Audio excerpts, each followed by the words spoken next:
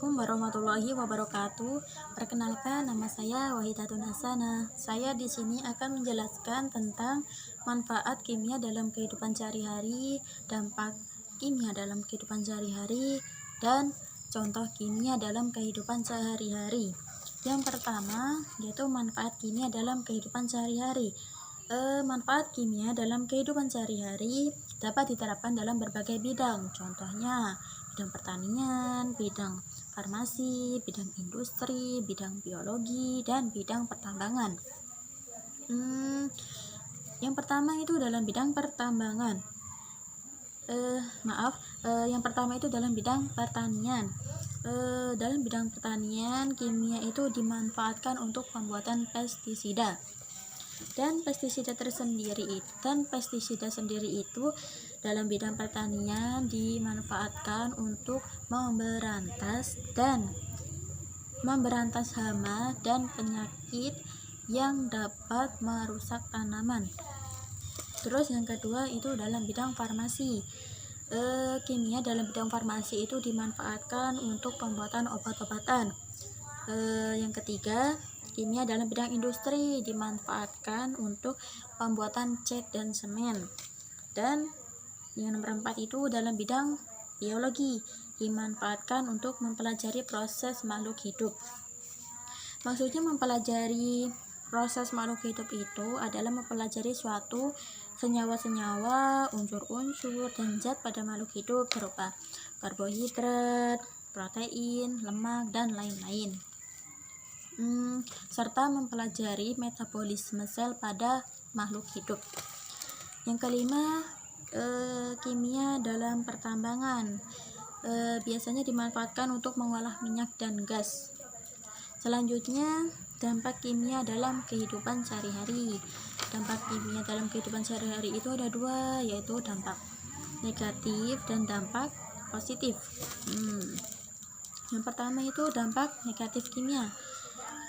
Dampak negatif kimia dalam kehidupan sehari-hari itu contohnya adalah timbulnya pencemaran lingkungan akibat limbah dari senyawa kimia yang digunakan tadi. Jadi supaya limbah tidak mencemari lingkungan, maka harus ada cara penanganan limbah bahan kimia secara aman. Jadi limbah itu tidak boleh dibuang secara sembarangan atau dibuang langsung gitu, nggak boleh. Itu ada cara, yaitu membedakan antara limbah cair, padat, dan organik supaya ada penanganannya sendiri. Kalau limbah cair itu dikumpulkan terus dimasukkan ke dalam botol dan diberi label yang jelas. Terus kalau label padat itu bisa dibakar. Kalau limbah organik itu dibuang pada tempat yang terpisah terus didaur ulang. Kemudian dampak positif kimia dalam kehidupan sehari-hari. Dampak positif kimia itu adalah mempermudah dan meningkatkan kualitas kehidupan dengan adanya bahan-bahan kimia tadi. Karena sebagian besar kehidupan sehari-hari memanfaatkan bahan kimia. Selanjutnya, contoh kimia dalam kehidupan sehari-hari. Yang pertama itu pengawet makanan. Untuk menyiasati makanan yang dibuat agar tidak mudah basi atau membusuk, itu perlu adanya zat yang mampu membuat makanan bisa bertahan lama. Dan zat itu biasanya dinamakan dengan bahan pengawet. Dan bahan pengawet itu ada dua macam. Contohnya ada dua macam, yaitu bahan pengawet buatan dan bahan pengawet alami. Untuk bahan pengawet yang alami itu contohnya garam. Garam itu biasanya untuk mengawetkan ikan. Terus gula itu biasanya digunakan untuk membuat manisan. Terus untuk bahan pengawet buatan itu contohnya natrium benzoat. Dan ada juga pengawet yang tidak sesuai untuk mengawetkan makanan, contohnya formalin. Karena itu digunakan untuk mengawetkan mayat, jadi tidak sesuai kalau untuk mengawetkan makanan karena sangat berbahaya bagi tubuh manusia. Ya, contoh yang kedua itu logam. Kenapa logam merupakan contoh kimia? Kenapa?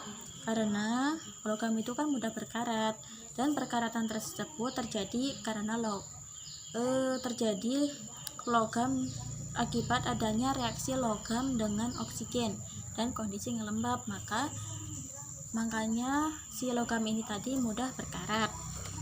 Dari situlah kenapa logam termasuk contoh kimia.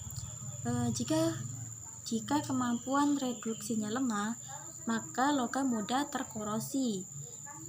Reduksi itu apa sih yang dimaksud reduksi? Reduksi itu kemampuan senyawa dalam melepas oksigen. Sedang kebalikan dari reduksi ini adalah oksidasi. Oksidasi yaitu proses pengikatan oksigen. Ini yang bisa saya sampaikan. Apabila ada tutur kata yang tidak berkenan di hati, saya minta maaf yang sebesar-besarnya. Saya akhiri. Wassalamualaikum warahmatullahi wabarakatuh.